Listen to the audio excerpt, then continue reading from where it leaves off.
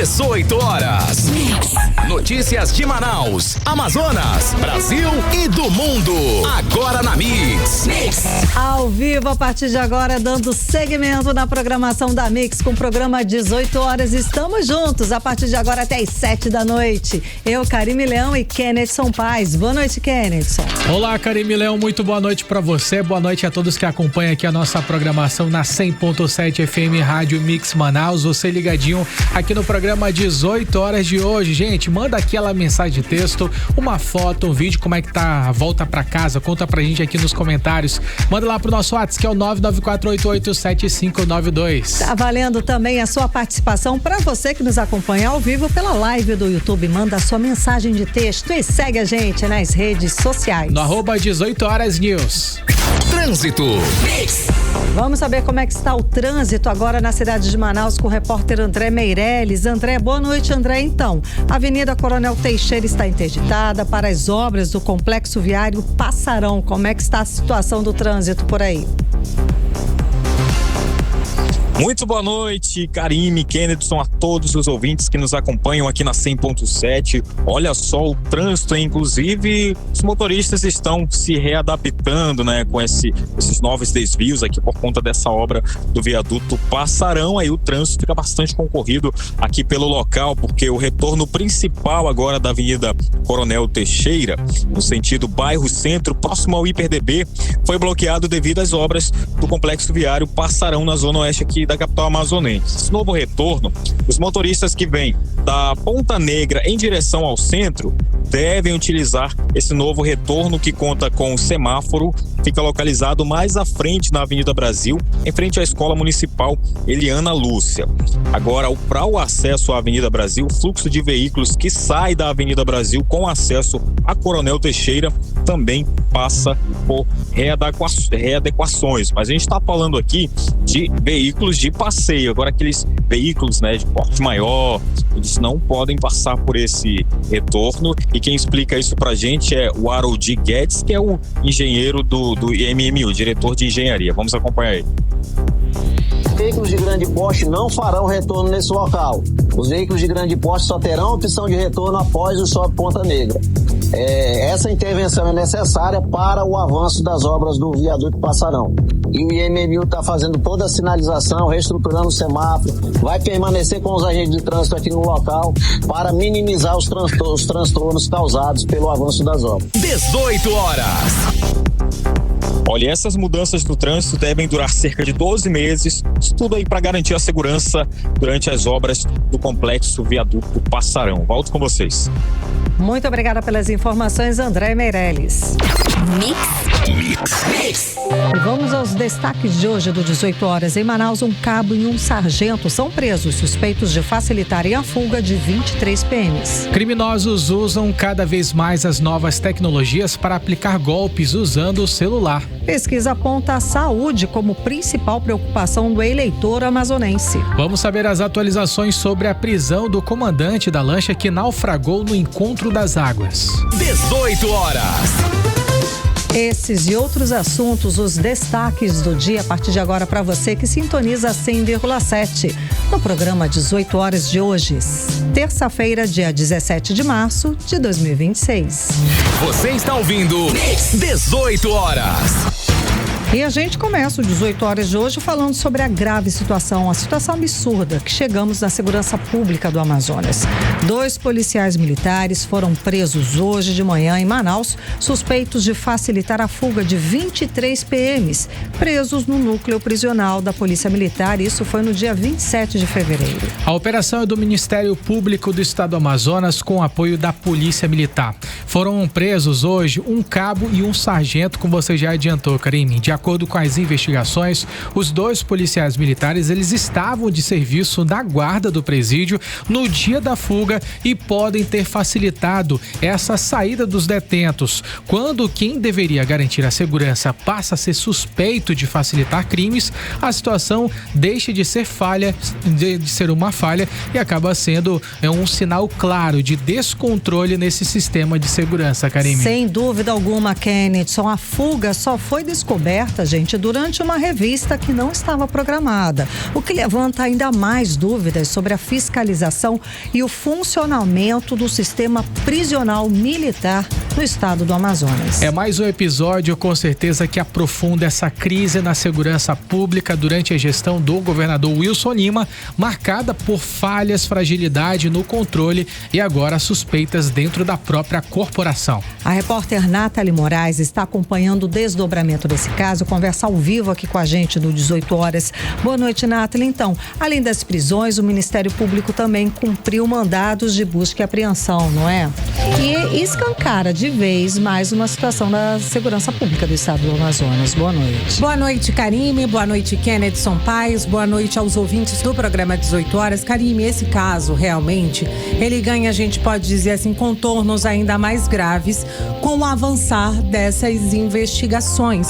Isso porque, como vocês já adiantaram, hoje a gente teve aí 2 policiais militares que não tiveram a identidade, né, os nomes divulgados pelo Ministério Público, que foram presos durante a Operação Sentinela.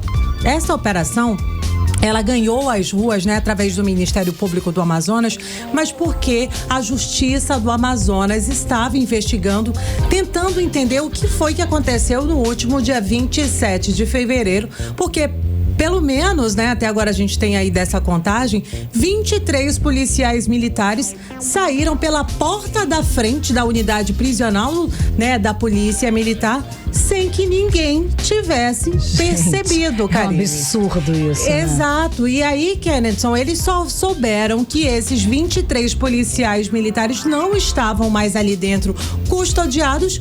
Eles foram fazer uma contagem.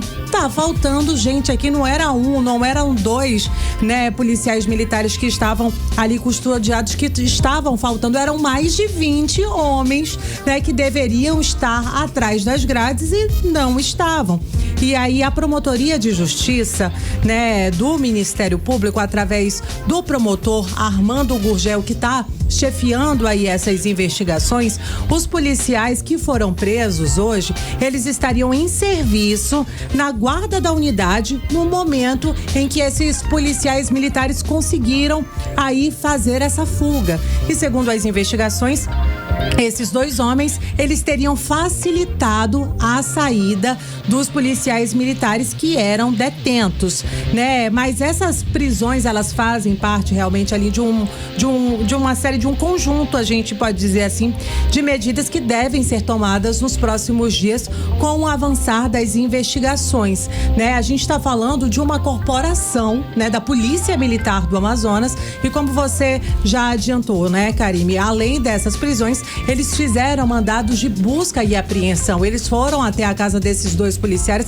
mas eles também foram à casa de outros suspeitos. Eles não divulgaram ali os nomes, mas as investigações, elas estão em curso, né? E aí foram cumpridos mandados de busca e apreensão, inclusive com o apoio da Diretoria de Justiça e Disciplina da Polícia Militar aqui do Amazonas. E segundo o Ministério Público, o objetivo é realmente esclarecer e entender como é que 23 policiais militares saem pela porta da frente, à luz, em plena luz do dia, sem que os outros policiais militares tenham qualquer controle disso. Se a gente não está falando de um colapso dentro da segurança pública, a gente está falando, né, isso foi dentro do presídio da Polícia Militar. Pois é, gente, é um absurdo do absurdo, como o Kennedson falou, uma corporação que deveria trabalhar na segurança da população, na segurança pública do estado do Amazonas. Como é que se descobre uma situação tão irregular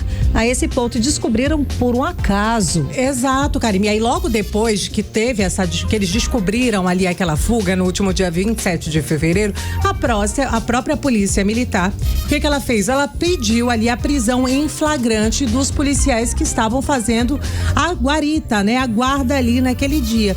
Mas depois, né, eles foram liberados e agora pelo menos 2 desses policiais militares, eles voltaram a ser presos por determinação aí aí do Tribunal de Justiça do Amazonas, né? E o Ministério Público foi às ruas realmente para, junto com a polícia, cumprir aí essas prisões. E essas investigações avançaram desde o início do mês de março. Ontem a gente falou aqui no programa 18 horas, né, Kennedy, sobre o afastamento do Major Galeno Jales, né? Ele, que era o comandante desse núcleo prisional, ele foi preso por decisão da Justiça no início desse mês. Inclusive, Karime, a gente teve informações de que ele já estaria envolvido em outros esquemas de corrupção dentro da Polícia Militar. Mas mesmo assim, ele continuava à frente daquela unidade prisional como comandante. Mas é um escracho. Aqui no site do 18 horas, inclusive, a gente tem relatos aqui a respeito sobre o Diário Oficial do Estado do Amazonas, que foi publicado esse decreto do dia 11 de março de 2026. E nesse texto que a gente tem aqui no site 18horas.com.br, diz que o Major Galeno, ele era responsável pelo núcleo prisional da Polícia Militar do Estado do Amazonas.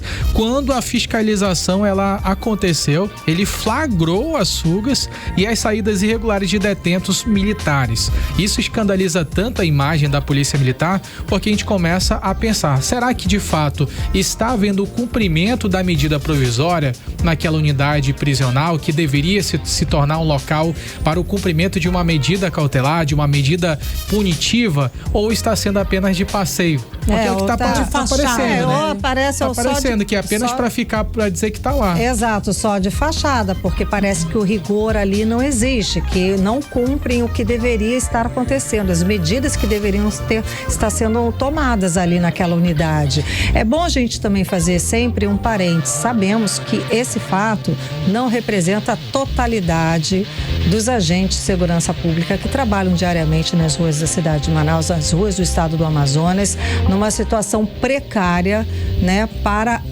a nossa segurança. Então é sempre importante fazer esse adendo. A gente sabe que tem homens honrados, homens e mulheres que trabalham com muita honra, que honram a farda que vestem e trabalham muito bem a segurança pública do estado do Amazonas. Mas esse caso, ele escracha a situação irregular nessa gestão, que parece que é um atrás do outro, são denúncias uma atrás da outra que colocam em xeque, de fato, a segurança pública. Correto, Karime. Inclusive, a Justiça do Amazonas fez questão de destacar o impacto grave desse caso, né? E a repercussão negativa. A gente realmente tem acompanhado um clamor público das pessoas clamando por segurança, independentemente do bairro, da zona onde nós estejamos, mas a gente está vendo crimes acontecendo dentro da Polícia Militar do Amazonas e muitas vezes estava sendo feita uma vista grossa, gente.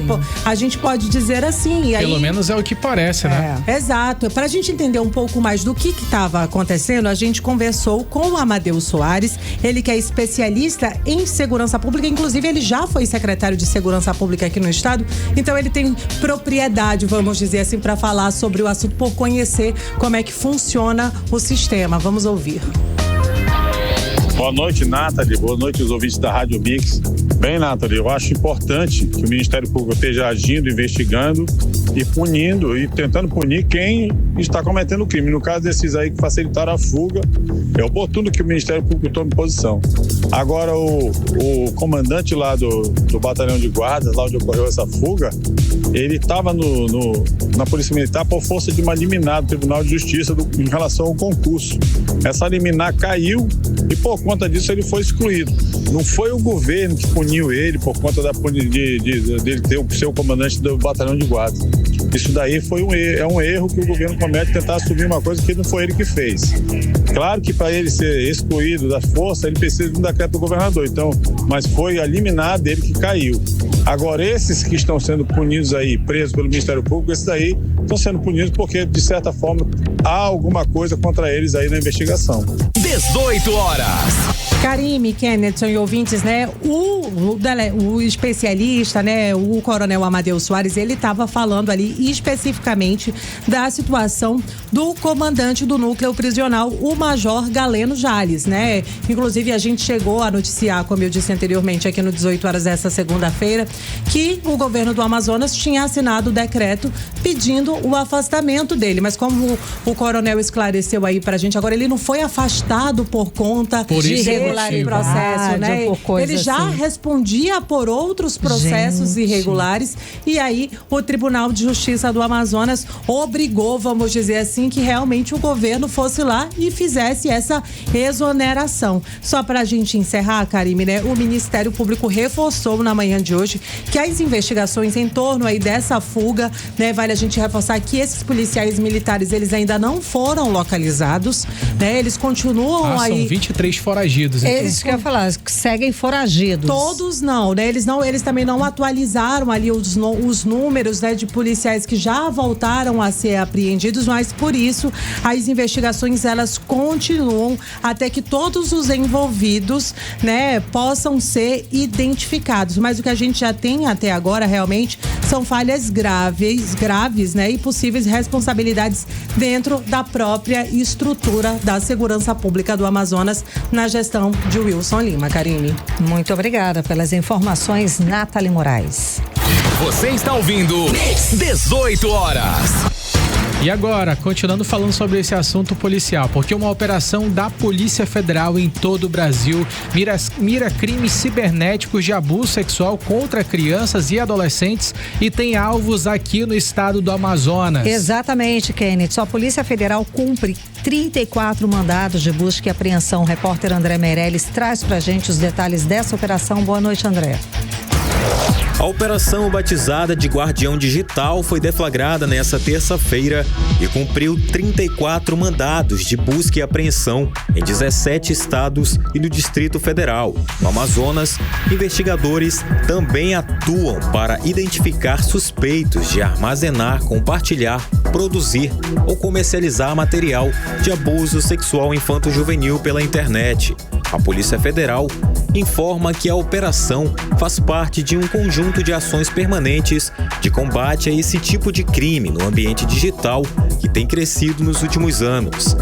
A ação ganha ainda mais peso por acontecer no mesmo dia em que entra em vigor a Lei número 15.211/2025, conhecido como ECA Digital, que cria novos mecanismos de proteção para crianças e adolescentes na internet.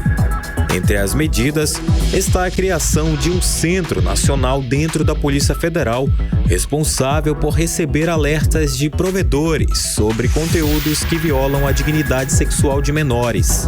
Além do Amazonas, a operação ocorre em diversos estados, ampliando o cerco contra esse tipo de crime em todo o país. Ao 18 horas, o advogado criminalista Luan Mendes analisou a operação e fez um alerta de como identificar quando uma criança ou adolescente está sendo vítima de abuso sexual, tanto pela internet quanto presencial.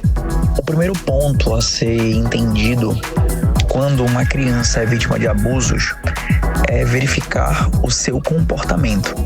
Uma vez que, na maioria das vezes, a criança que é vítima de abusos, ela muda o seu comportamento. Passa a ficar um pouco mais depressiva, em alguns cenários um pouco mais ansiosa. Em alguns cenários também acontece um comportamento sexual um tanto quanto diferente. E aí é importante que, a partir do momento em que o responsável legal perceba tais mudanças, que busque saber o que está acontecendo e, ao identificar possíveis cenários de violência, é muito importante no primeiro momento acolher a vítima para que ela não se sinta também uma ameaça. A Polícia Federal também faz um alerta. O acompanhamento dos pais e responsáveis no uso da internet por crianças e adolescentes é fundamental para prevenir esse tipo de violência. Por isso, o advogado Luan Mendes alerta como denunciar o crime assim que é identificado. E quando o responsável legal conseguir identificar isso, que procure o mais rápido possível afastar o menor do agressor, porque por muitas das vezes o agressor está dentro da própria casa da vítima.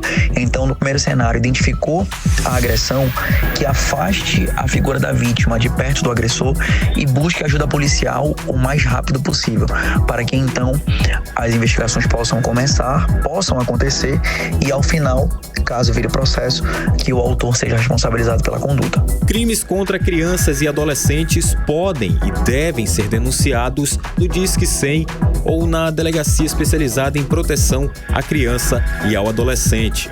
Volto com vocês. A operação acontece justamente no dia que o Brasil ele começou a implementar o Estatuto da Criança e do Adolescente Digital. A medida ela protege, gente, ela pretende proteger principalmente as crianças e adolescentes nesse ambiente digital, como redes sociais e também jogos eletrônicos. Exato, Kenneth. Ou seja, a partir de hoje está proibida a monetização ou impulsionamento de conteúdo que retrate menores de forma sexualizada ou com linguagem adulta. As plataformas devem oferecer ferramentas para que os pais consigam supervisionar melhor o que os filhos têm acesso e o que fazem no ambiente virtual. Por isso que entre as novidades estão novos mecanismos de verificação de idade que vão além da autodeclaração, como acontecia antes da nova determinação. Além disso, as plataformas elas devem ter ferramentas para os pais definirem um tempo em que o jovem passa em aplicativos. Você está ouvindo 18 horas. Vamos conversar agora a respeito da fraude bilionária dos livros que acontece aqui no estado do Amazonas. Nós já denunciamos essa situação aqui no programa de 18 horas, aquele contrato do governo do estado de mais de R$1 bilhão com uma empresa do Espírito Santo que trata de agronegócios. Só que esse tipo de contrato está sendo replicado. Eu ia falar exportado, nem tanto. Está sendo imitado, replicado para outros estados e com essa grave suspeita de irregularidade, não é isso, Kenneth? Exatamente, Karime Leão. A gente já tinha falado a respeito sobre esse contrato de mais de R$1,3 bilhões que tinha sido realizado pela SEDUC daqui do estado do Amazonas, a Secretaria de Educação e Desporto do Amazonas, onde fazia essa contratação desta empresa, Karime, que é uma empresa que é do agronegócio, como você ainda há pouco citou, ela que iria gerenciar diversos pacotes, como materiais didáticos, plataformas educacionais, avaliação e também formação de professores. Só que esse tipo de negócio, Karime, esse tipo de modelo de contratação, ele está sendo replicado em diversos outros estados brasileiros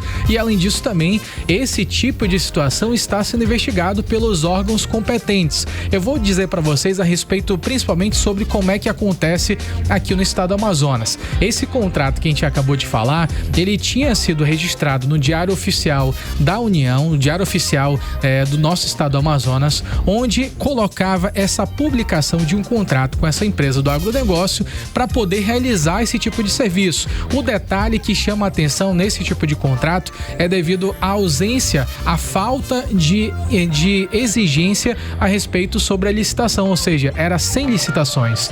Era feita uma contratação sem licitação. E além disso também existe um outro detalhe que também chama a atenção, que é a respeito sobre um valor cheio. Mais de R$1,3 bilhão para esse contrato apenas com uma empresa. Só que, como já noticiei ainda há pouco, existem vários setores, várias competências que essa empresa deveria realizar e a gente não tem uma definição precisa sobre os valores unitários envolvendo cada tipo de serviço. Então, esse mesmo tipo de formato de contratação, ele está sendo realizado em outros estados brasileiros. Inclusive, a gente publicou um vídeo nas redes sociais, nosso @18horasnews, que a gente traz detalhes de uma deputada estadual do Partido dos Trabalhadores lá de Minas Gerais, que ela denuncia essa mesma prática. Lá em Minas Gerais, o que aconteceu? A mesma situação. A inexigibilidade da licitação, da ampla concorrência no mercado. E aí o que acontece? Também foi colocado esse processo junto com vários outros processos no final do ano passado, ou seja, era a fase ali já pré-recesso parlamentar, onde muita gente não fazia ideia do que estava votando. Às vezes são colocados dentro de outros pacotes a serem votados nas nossas câmaras e assembleias legislativas do Brasil, e aí muitos desses contratos acabam se passando de forma muito batida. E aí o que acontece, Karime? Existem diversos contratos nesta mesma modalidade. Contratos que não estavam previstos, por exemplo, segundo até a própria denúncia dessa deputada estadual de Minas Gerais, não estavam dentro de um planejamento educacional, ou seja, não havia previsão para aquele tipo de contratação. Da mesma forma acontece aqui no estado do Amazonas. Essa empresa, inclusive, depois de muita pressão aqui do programa 18 horas, a gente fez publicação nas nossas redes sociais, esse contrato ele foi suspenso pelo Tribunal de Contas do Estado do Amazonas, que alegou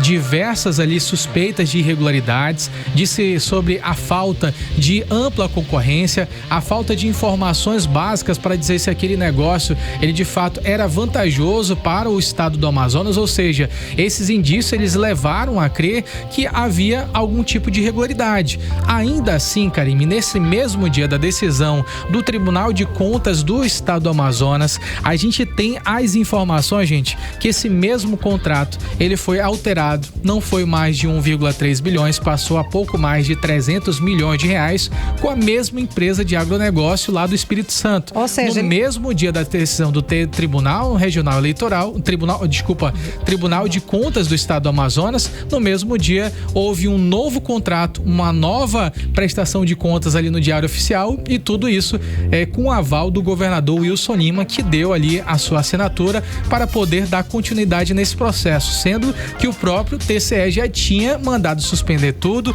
e não realizar nenhum pagamento. Ou seja, eles conseguiram, deram um jeitinho, diminuiu o valor, mas passou esse contrato que o próprio Tribunal de Contas do Estado havia apontado irregularidades. O governo Wilson Lima deu um jeitinho, diminuiu o valor e passou e está pagando a empresa de qualquer jeito. Exatamente, Karime. E aí, por que eu tô dando esse contexto sobre o que acontece aqui no estado do Amazonas? Porque esse mesmo exemplo, como a gente já noticiou, ele está sendo replicado em vários outros estados brasileiros. Inclusive, existem operações sendo realizadas pelos tribunais de contas desses estados. Polícia Federal está investigando esses outros estados. E aqui no estado do Amazonas, gente, a gente tem agora mais um contrato, Karime, que foi assinado agora, bem próximo desse mês, um contrato de 121 milhões de reais, Karime, também envolvendo a questão da educação aqui no nosso estado. Foi realizado no dia 15 de junho de 2022, realizado aqui no nosso estado do Amazonas, onde o governo ele pagou um valor de 121 milhões de reais pela desapropriação de imóveis da construtora Consteca S.A. E aí, depois de tudo isso, Karime, a gente vai noticiar até no nosso @18horas-news um vídeo bem completo a respeito sobre diversas empresas, diversos empresários. A gente tem uma lista de empresários que tem diversos nomes diferentes no CNPJ, só que tem a numeração diferente, mas os endereços são os mesmos, a data de abertura dessas empresas, elas têm sido as mesmas. E o que está suspeitando nesse momento? Nós temos um grande número de empresas que fazem parte de um mesmo dono, de um mesmo proprietário, que tem o mesmo endereço, que eles estão concorrendo em licitações, Karime. Nas mais diversas áreas, eu imagino. Diversas áreas. Só educação, que a questão, saúde. Exatamente, principalmente na área da educação. Certo. E a grande questão é, será que as concorrências que estão acontecendo dentro desses processos licitatórios pertencem à mesma pessoa? Estão ali apenas para poder colocar um grande número de empresas? E aí, quando você não vai ver a limpo, quando você não vai ver de forma numa lupa mais aproximada, você não consegue definir de quem são aquelas empresas. Você acredita que essa empresa colocou um valor X, valor Y, e aí isso acaba gerando um bolsão de empresas, aparenta legalidade, mas no final é de uma mesma pessoa. E o que acontece? Essas empresas, elas são apenas intermediárias. No caso de fornecimento de material didáticos, elas apenas intermediam intermediam negócios. Elas são uma empresa que dão o CNPJ para poder concorrer nessas licitações e aí vendem o serviço por um valor exorbitante e pagam um valor muito inferior para essas outras empresas que são as editoras, que acabam são as que imprimindo. São as que realmente fazem esse tipo de serviço. E aí por isso que você vê agronegócio, às vezes você vê empresas que não tem nada a ver, empresa de vinhos, loja, e por aí vai. Empresa de vinho, por aí vai, em áreas que não tem realmente nada a ver, né? Infelizmente o resultado, Karime, que a gente tem para dizer é que quem paga é o professor, que continua sendo mal valorizado, com salários defasados, é o aluno, que apenas 3% consegue aprender o básico de português e matemática, são as escolas que pedem ajuda, inclusive do Ministério Público Federal, a nossa manchete aqui no 18 Horas, que recomenda que o estado do Amazonas garanta educação a quilomboras em Barreirinha, município do interior do estado do Amazonas, ou seja, se não for uma forçação de barra do Ministério Público do estado do Amazonas, for uma forçação de barra do MPF, ou se for outros órgãos federativos, nada muda. E sem falar na merenda escolar, né, gente? Continua, quando é prato vazio, é só bolacha com água, né? Que a gente trouxe aqui também no programa segunda-feira, né? Enfim, ou seja, isso tudo, essa brincadeira toda, gente, é feita com o meu dinheiro, com o seu dinheiro, tá? Com o nosso dinheiro, dinheiro do contribuinte, dinheiro do cidadão, que ao invés de ter ali progresso, projetos bons que beneficiam o povo aqui do estado do Amazonas, não. A gente vê esse monte de negociata feito com o nosso dinheiro. Muito obrigada, Kennedson Paz. Você está ouvindo 18 Horas. Vamos agora falar sobre a atualização da prisão do comandante Pedro José da Silva Gama, da lancha que naufragou no Encontro das Águas. Ele se entregou para a polícia na tarde dessa segunda-feira. André, boa noite, André. Você volta a conversar ao vivo com a gente. Enfim, o que temos de novidade a respeito desse caso? Muito boa noite mais uma vez a todos que nos acompanham. Olha, a Justiça mantém a prisão desse piloto da lancha, né, que naufragou aqui em Manaus e deixou mortos e desaparecidos. O comandante é o Pedro José da Silva, né? Ele teve essa prisão mantida depois da audiência de custódia que foi realizada na tarde dessa terça-feira. Ele havia se entregado à polícia ontem, né? Depois de mais aí de um mês foragido. Então esse caso que a gente está falando, ele está ligado ao naufrágio da lancha Lima de Abreu, foi o que aconteceu no mês passado, agora em fevereiro. Então essa embarcação, ela saiu de Manaus com destino a Nova Olinda do Norte e afundou com cerca de 80 pessoas a bordo. As últimas atualizações são de 3 pessoas que morreram e 5 ainda continuam aí desaparecidas. Agora, sobre essa audiência, aconteceu no Fórum Ministro Enoque Reis, onde a Justiça entendeu que a prisão foi legal. Segundo o Tribunal de Justiça do Amazonas, não houve irregularidades na detenção do piloto. Agora, ele deve ser encaminhado a uma unidade prisional e ficar à disposição da Justiça. Inclusive, ontem o piloto se apresentou na Delegacia Especializada em Homicídios e Sequestros e ele estava acompanhado da defesa. A advogada Giovana Santos afirmou aí que ele vai colaborar com as investigações e estava aí foragido porque ele queria entender o que estava acontecendo, segundo ela. Vamos acompanhar a fala da advogada. O Pedro, ele se apresentou hoje espontaneamente na delegacia, ele nunca teve a intenção de ser evadido da justiça, no entanto, ele estava totalmente assustado, fragilizado. Agora ele já se apresentou, pretende continuar colaborando com as investigações, assim como nós já nos manifestamos anteriormente. 18 Horas. A prisão preventiva foi decretada segundo a Justiça para garantir a ordem pública e também assegurar o andamento do processo sobre o naufrágio. Agora, Karine e Kennedy são os ouvintes, nos atualizar uma situação que aconteceu aqui, né? Na verdade, um acidente de trânsito no bairro Compensa, onde está deixando o trânsito, né, quilométrico aqui na Avenida Brasil, no sentido volta para casa, né, no sentido centro-bairro. Esse acidente aconteceu bem no cruzamento, aqui próximo, aquele retorno, próximo entre a drogaria Bom Preço e a outra drogaria Cabral, que também dá acesso aqui à Rua Belo Horizonte, no bairro Compensa. Então, bem na entrada desse retorno aconteceu esse acidente de trânsito. Segundo as informações de um agente aqui do IMU, do Instituto Municipal de Mobilidade Urbana, um veículo que vinha dessa rua que fica ao lado da drogaria para acessar o retorno da Avenida Brasil acabou atingindo um motociclista que ficou ferido aqui na via, mas acabou fundido aí, sendo socorrido para uma unidade hospitalar. A polícia criminal esteve aqui no local para levantar aí as informações sobre como que causou esse acidente. E aí o que acontece nesse momento, eles estão auxiliando também no trânsito aqui pelo local. Então quem passa pela Avenida Brasil está sentindo que o trânsito está um pouco mais carregado, foi por conta desse acidente. Volto com vocês. Muito obrigada pelas informações, André Meirelles. Você está ouvindo 18 horas. Política.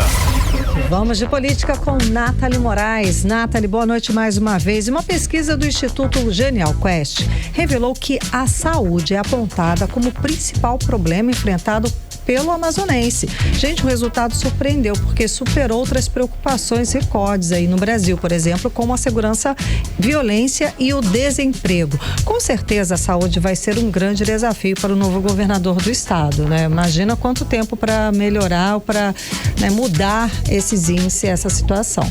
Mais uma vez, boa noite para você, Karime, Kennedson, e para todos os ouvintes que nos acompanham aqui no programa 18 horas. Karime, quem sentar na cadeira de governo, né, realmente vai ter muito trabalho quando o assunto é saúde. A gente está falando aí de quase 8 anos de gestão e nessa segunda-feira a gente teve aí um hospital entregue, né? Então, assim, ele realmente ia finalizar sem entregar nenhuma unidade de saúde. Nessa segunda-feira entregou ali o hospital do sangue, né? O hospital do Hemoan. E aí, por conta, né, de toda essa situação meio que de colapso que a gente vem enfrentando aqui nos últimos 7 anos no Amazonas, os amazonenses não têm deixado passar de forma despercebida. E aí essa pesquisa que foi publicada, né, nos últimos dias mostrou que o amazonense, pelo menos 32% da população aqui no estado está preocupada com a saúde, né? À frente até mesmo de outras situações, como você mencionou aí pra gente, a violência, por exemplo, 18% da população amazonense está preocupada como é que o governador que assumir vai tratar de tanta violência, de tanta insegurança que a gente vem enfrentando. E um terceiro, né, tema bastante recorrente aí que apareceu sendo uma das maiores preocupações dos eleitores é a questão do desemprego. Pelo menos 7% dos eleitores amazonenses estão preocupados aí com essa situação. Entre o público, Karime, a população que realmente está mais preocupada somos nós mulheres, né? Pelo menos 35% das mulheres estão mais preocupadas. Já os homens, o número é um pouquinho menor, um percentual um pouco menor, chega a 29%. E quando a gente fala de violência, as mulheres também lideram aí o índice de preocupação. E as mulheres também estão preocupadas, Karime, com a educação. Pelo menos 6% das mulheres aqui no Amazonas têm buscado respostas, a gente pode dizer assim, quando a gente fala de educação. Mas esses realmente são os pilares realmente Sim. que mais preocupam em qualquer eleição, por que não falar, né, de saúde, segurança e educação. E aí é uma preocupação que realmente a gente percebe que não é só nossa aqui dentro do estúdio, que realmente o eleitor, as pessoas que estão nos ouvindo também estão pensando como é que vai ser, quais são as propostas, o que a gente pode esperar. Como é que muda esse cenário, como é que muda esse cenário que a gente vem enfrentando aí nesses últimos 8 anos. E principalmente falando sobre mulheres, né, que é a maioria do eleitor amazonense. Então somos nós, são elas, somos nós mulheres que vamos fazer essa diferença aí, que vamos eleger, né, os futuros governantes. Com certeza. Agora, Nathalie, conta pra gente a respeito sobre os gastos do dinheiro público, porque em janeiro, no mês ali do recesso, os deputados da Assembleia Legislativa do Estado do Amazonas gastaram 959 mil reais, gente. É muito dinheiro gasto. Existe alguma justificativa pra isso? Kennedson Paz, né? Imagina você gastar cerca de 959 mil reais sem estar trabalhando. Nem sei como é isso, olha. Pois é, que nem caviar, nunca vi, nem comi, não só ouço falar, já dizia o filósofo Zeca Pagodinho. hein? Gente, mas alguma coisa de errado não tá certo. Exato, Karime, né? E aí, entre os que mais gastaram, né? Entre os maiores gastadores, aí a gente pode consultar pelo portal da Transparência, aparece ali o deputado Cristiano D'Angelo. Ele gastou pelo menos R$50 mil do cotão só no mês de janeiro.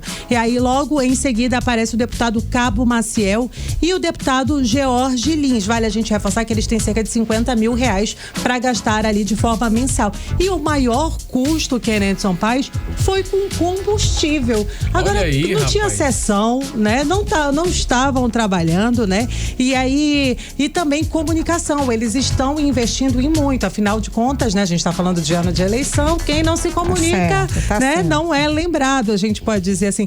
Na outra ponta, eu também trouxe aqui os que menos gastaram, né? A gente falou dos mais gastões, então vamos falar também da galera que deu uma segurada aí no bolso. Entre eles está a Débora Menezes, né? Que não registrou nenhum gasto ali nesse período, no mês de janeiro. E também aparece ali com os valores mais baixos o deputado Sinésio Campos, que gastou cerca de R$8 mil, e o Abdala Frache também apareceu ali na lista dos menos gastões no mês de janeiro, lá na Assembleia Legislativa. Voltando a falar, né? Seguindo a falar sobre eleições, Nathalie, o pré-candidato do MDB para a vaga de deputado federal, o ex-prefeito de Manaus, Arthur Vigílio Neto, ele tem estratégia pública de ir mais pro lado da extrema-direita, da direita de Jair Bolsonaro, para se aproximar do eleitor fiel aqui do estado do Amazonas. Então, será que essa estratégia cola? Menina, né? É uma mudança e tanto, pois né? Porque assim, ele era um líder tucano. E outra, né? quando prefeito, né, aqui durante a pandemia, ele foi um crítico ferrenho à política de enfrentamento da pandemia do governador e do presidente Jair Bolsonaro. Exato, Karime, né? Mas a gente realmente tem observado uma mudança de comportamento por parte do ex-prefeito de Manaus, Arthur Vigílio Neto, principalmente dentro das redes sociais, né? Não é de hoje que ele vem dando, né, assim, uma guinada e uma acenada realmente, principalmente para a família Bolsonaro. Depois da prefeitura, do período que ele passou como prefeito daqui de Manaus, ele se aproximou muito do bolsonarismo. Certo. Então, desde aquela época já havia um movimento bastante crescente em relação ao bolsonarismo. Desde a última sexta-feira, né? Na última sexta-feira, o ex-presidente Jair Bolsonaro passou mal, se internou, foi para UTI. Ele fez várias publicações no X, inclusive o Carlos Bolsonaro chegou a responder o Arthur Vigílio Neto lá na rede social, agradeceu por todo esse apoio. Realmente, a gente, como a Karime já adiantou, durante o período da pandemia, o Arthur Vigílio Neto, né? Ele foi um crítico ferrenho daquela gestão, né? Inclusive, eles chegaram a trocar até algumas ofensas, né? Viralizaram vários vídeos nas redes sociais na época, mas agora realmente o Arthur tem mostrado aí que ele tá caminhando para o lado da direita. Karime, falando em eleições, inclusive hoje teve uma coletiva de imprensa do prefeito Davi Almeida e ele foi questionado. E aí, vai continuar mesmo ser como pré-candidato ao governo do Amazonas? E ele já disse, né, que ele não vai, que com ele não tem ré, que ele não vai andar para trás, com palavra dita, ele vai seguir adiante.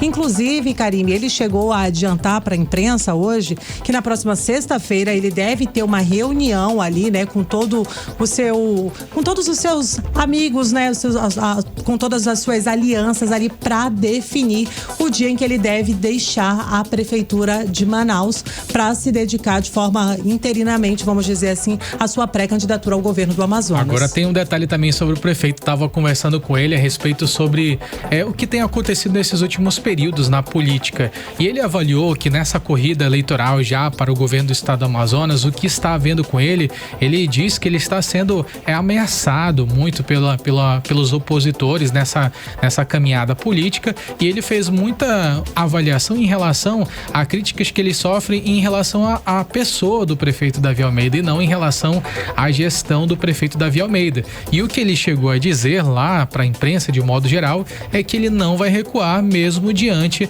dessas circunstâncias que estão tentando atacar a pré-campanha dele ao governo do estado do Amazonas. Ou seja, ele disse que vai continuar, e esses ataques eles apenas têm sido combustível para que o prefeito ele dobre a aposta para essa campanha ao governo do estado do Amazonas, e ainda chegou a questionar.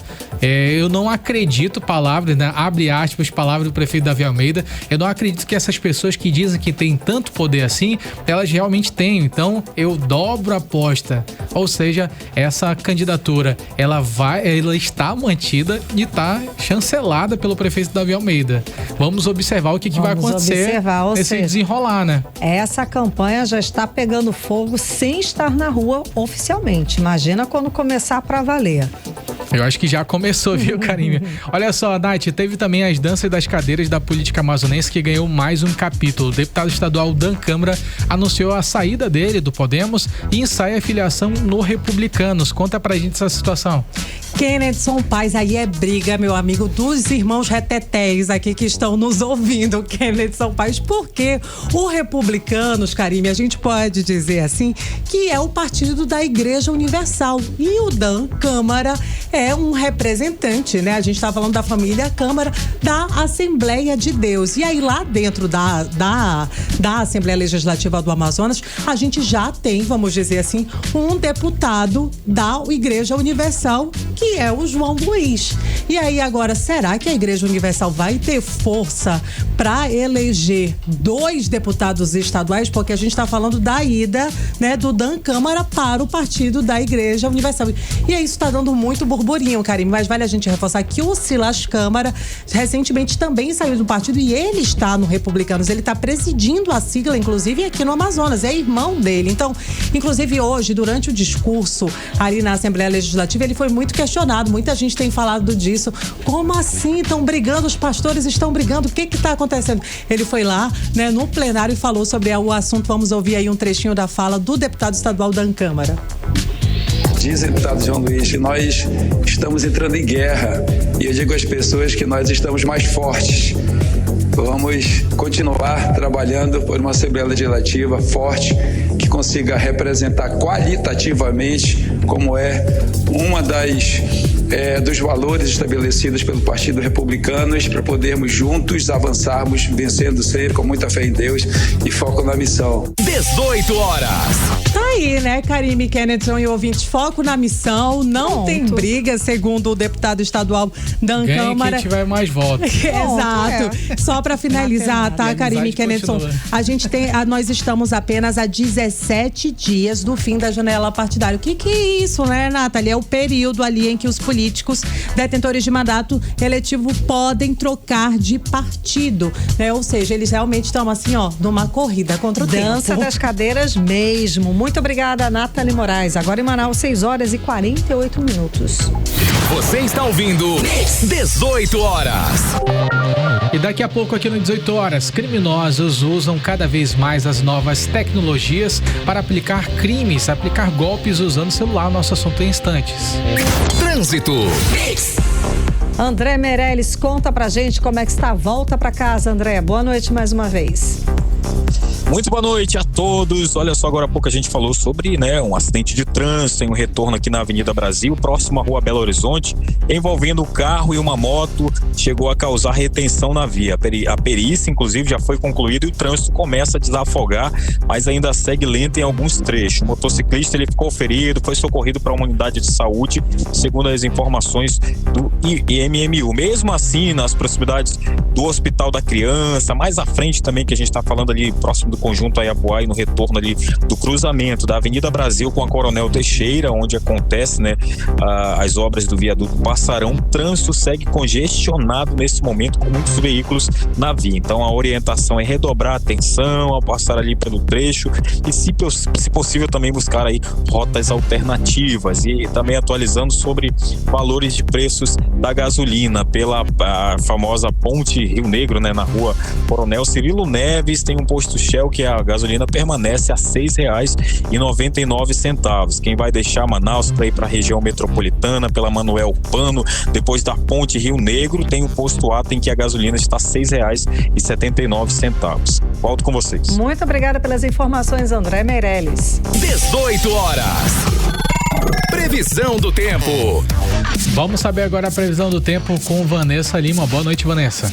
Muito boa noite a todos que acompanham a previsão do tempo aqui com a gente no 18 horas. Terça-feira com céu cheio de nuvens carregadas, ar pesado e clima típico do período chuvoso amazônico. A previsão para a noite aponta céu mais nublado e temos 60% de chance de pancadas de chuvas moderadas a fortes que podem vir acompanhadas de trovoadas. E agora vamos falar sobre o clima de amanhã, 18 de março, quarta-feira, segundo o Clima Tempo. Na quarta, conforme amanhã avança, o céu vai ficando bastante nublado e durante a tarde temos previsão de chuva forte com alta chance de temporal. À noite, o céu permanece carregado e a chuva segue firme e constante. A temperatura nessa quarta varia entre mínima de 24 e máxima de 28 graus. E a umidade relativa do ar fica em torno de 77 a 97%. Vanessa, segue aqui com a gente, porque, segundo a Defesa Civil do Estado do Amazonas, subiu para 7 o número de municípios em situação de emergência por risco de inundação, é isso? Sim, Karime, segundo a Defesa Civil daqui do Amazonas, o número de municípios em situação de emergência já subiu para 7. Entraram na lista os municípios de Atalaia do Norte e Benjamin Constant, na calha do Alto Solimões, Boca do Acre e Canutama, na calha do Rio Purus, e além de Carauari, Eirunepé e Itamaraty, localizados na calha do Rio Juruá. Nesse ano, o volume de água tem avançado com força, atingindo áreas urbanas e principalmente comunidades ribeirinhas. Ainda conforme o levantamento da Defesa Civil do Estado, 12 cidades estão em alerta, outras 15 seguem em atenção e com monitoramento contínuo das equipes técnicas, 28 permanecem em normalidade, incluindo aqui em Manaus. Na prática, o decreto de situação de emergência permite que essas cidades tenham acesso mais rápido a recursos e apoio. A Defesa Civil segue monitorando o nível dos rios diariamente e trabalhando junto com as prefeituras para mapear as áreas mais afetadas. Agora, falando em números, nessa terça-feira, o Rio Negro atingiu a marca de 24,86 metros em Manaus. O nível é 40 centímetros menor do que o registrado no mesmo dia do ano passado, quando o rio estava com 25,26 metros. E segundo o Serviço Geológico do Brasil, a cheia dos rios deve continuar até meados ali do mês de junho. Enquanto isso, muitas famílias já enfrentam dificuldades no dia a dia e o que a gente vê agora é um momento de alerta contínuo. A cheia ainda está em curso e a tendência é que novas áreas possam ser atingidas nas próximas semanas, Karime. Tá certo, e você traz as atualizações pra gente. Sim. Muito obrigada, Vanessa Lima. 18 horas. Kenneth, você esteve hoje no lançamento do projeto Academia de Polícia Municipal da Amazônia, da Prefeitura de Manaus. Conta pra gente como é que foi. Então, Karine, esse foi um momento muito interessante quando a gente fala sobre as guardas municipais do nosso estado do Amazonas, porque a Academia de Polícia Municipal daqui da Amazônia, ela será essa primeira estrutura realizada aqui na nossa capital amazonense, que ela vai ser totalmente dedicada a essa formação de policiais municipais do nosso estado e consolidando esse processo de modernização e também qualificação da guarda municipal, não apenas de Manaus, mas também como dos outros municípios do interior do estado do Amazonas. Vai ter ali a capacitação continuada, o aperfeiçoamento dos agentes da guarda municipal, a qualificação desses profissionais, o que contribui para o fortalecimento da segurança pública nos municípios do nosso interior do estado, principalmente Manaus. O prefeito Davi Almeida fala pra gente um pouquinho mais de detalhes a respeito sobre esse centro de formação. Vamos ouvi-lo. Essa é a primeira academia de formação de guardas municipais da Amazônia. Então nós vamos colocar toda essa estrutura, toda a expertise que nós adquirimos à disposição dos estados da Amazônia, principalmente dos municípios do interior do nosso estado, que tem uma carência muito grande. A segurança pública é algo muito importante. Nós temos uma escola de formação do serviço público.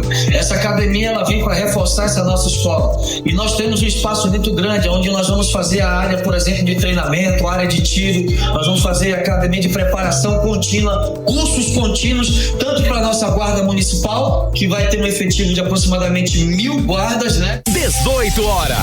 Esse efetivo de aproximadamente 1.000 guardas, eu já adianto a respeito sobre o concurso público. Então, atenção, concurseiros de plantão.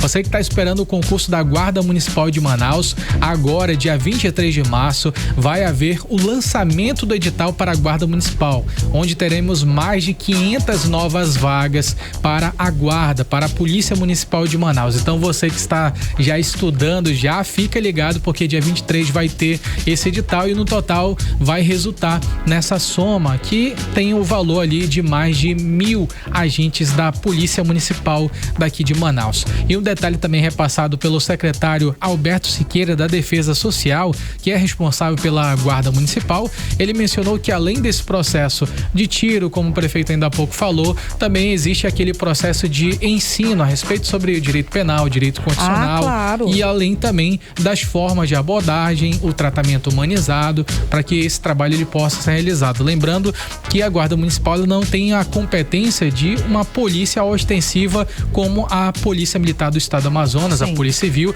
Cada um tem a sua área de competência e pela jurisprudência do Supremo Tribunal Federal, hoje a Guarda Municipal de Manaus, ela tem esse poder de polícia para atuar também de forma ostensiva, podendo fazer abordagens em relação a algum tipo de ocorrência e tem ajudado muito na redução de casos de crimes, principalmente aqueles roubos de ônibus, devido a esse aumento do contingente da Guarda Municipal de Manaus, Karine. E esse crime realmente baixou bastante aqui na cidade de Manaus. Muito obrigada pelas informações, Kennedson Paz.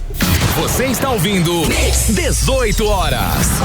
Vamos agora chamar a atenção para o alerta de golpes feitos com tecnologia cada vez mais avançada. Os criminosos estão usando vídeos, áudios e imagens manipuladas para enganar e aplicar fraudes pela internet. Gente, engana mesmo, tá? Os golpes imitam a voz, copiam o rosto e até o comportamento de pessoas conhecidas para conseguir dados ou causar aí prejuízos financeiros. Para alertar a população sobre esses golpes, a Agência Nacional de Telecomunicações lançou a campanha Fique Atento. Quem traz os detalhes pra gente é o repórter André Meirelles. A Anatel, a Agência Nacional de Telecomunicações, lançou a primeira campanha do movimento Fique Esperto de 2026 para alertar sobre golpes digitais cada vez mais realistas. Entre as principais ameaças estão os deepfakes, uma tecnologia que permite imitar vozes, rostos e até o comportamento de pessoas conhecidas para enganar vítimas. Esses golpes têm como objetivo roubar dados pessoais ou causar prejuízos financeiros, aproveitando a confiança das pessoas em conteúdos que parecem verdadeiros. A campanha também alerta para a disseminação de notícias falsas, postagens enganosas em redes sociais e ligações fraudulentas feitas em nome de bancos, empresas e órgãos públicos. O especialista em cibersegurança na Amazônia, advogado Aldo Evangelista, alerta sobre como as deepfakes surgem. O que a deepfake faz? Ela trabalha, ela manipula especificamente áudio, vídeo e imagem. E o resultado dela justamente é um áudio e vídeo, imagens sintéticas. E geralmente ela usa a técnica através da tecnologia da inteligência artificial. E hoje também já vários aplicativos, softwares disponíveis a qual dá um acesso a um número maior de pessoas fazerem essa manipulação, essa deepfake. Para evitar cair em golpes, a orientação é desconfiar de mensagens suspeitas, não compartilhar informações sem verificar e sempre confirmar a autenticidade em canais oficiais. A iniciativa também incentiva a população a buscar informações em páginas confiáveis de esclarecimento sobre fraudes e desinformação. Em caso de tentativa ou confirmação de golpe, a recomendação é registrar boletim de ocorrência para ajudar nas investigações, como explica Aldo Evangelista. Justamente você deve procurar a Polícia Civil, a Delegacia de Crime Cibernético para fazer a sua ocorrência, caso você seja vítima de deepfake. E claro, através da investigação da perícia digital forense, encontrar lá os criadores, encontrar lá quem criou essa deepfake e com certeza essas pessoas responderão pelo crime. O movimento Fique Esperto foi criado em 2020 e hoje reúne diversas instituições para combater fraudes no ambiente digital. As campanhas são realizadas ao longo do ano e trazem dicas práticas para proteger os usuários diante do avanço das tecnologias e dos crimes virtuais. Volto com vocês. Você está ouvindo 18 horas. 7 horas em ponto, seguimos direto para o editorial 18 horas. Editorial 18 horas. Começou a valer hoje o Estatuto Digital da Criança e do Adolescente, o chamado ECA Digital. A lei pretende proteger crianças e adolescentes no ambiente digital, como redes sociais, jogos eletrônicos, serviços de vídeos e lojas virtuais. A nova legislação não substitui o Estatuto da Criança e do Adolescente, o ECA de 1999, mas estabelece diretrizes mais rigorosas. O ECA Digital veio após o influenciador Pelka denunciar a promoção da sexualização de menores de 18 anos. Agora fica proibida a monetização ou impulsionamento de conteúdo que retrate menores de forma sexualizada ou com linguagem adulta. A segurança na internet dos usuários com menos de 18 anos deverá ser compartilhada entre as empresas de tecnologia e as famílias. Menores até 16 anos somente poderão acessar redes sociais se a conta estiver vinculada a de um responsável legal. O objetivo é monitorar mais de perto as conversas, o tempo de uso, o bloqueio de conteúdos inadequados e compras, por exemplo. A legislação sozinha não substitui o papel da família, de escolas e dos educadores. Os pais precisam supervisionar. E o ECA Digital determina que as plataformas devem disponibilizar configurações e ferramentas que apoiem essa supervisão. Agora, as plataformas devem implementar uma série de medidas no Brasil, principalmente no combate aos agressores sexuais e exploradores econômicos virtuais das crianças e adolescentes. 18 horas. O 18 horas de hoje fica por aqui. Muito obrigada pela sua companhia, pela sua audiência. Até amanhã. Um beijo. Boa noite, Kennerson Paz. Boa noite, Karime Leão. Boa noite ao Matheus Diniz, que acompanhou 18 horas de hoje. O Josenildo Bandeira também, que sempre manda o alô pra gente. Boa noite a todos. Até amanhã. Tchau, tchau. Você ouviu 18 horas. As notícias do Brasil e do mundo. De volta amanhã.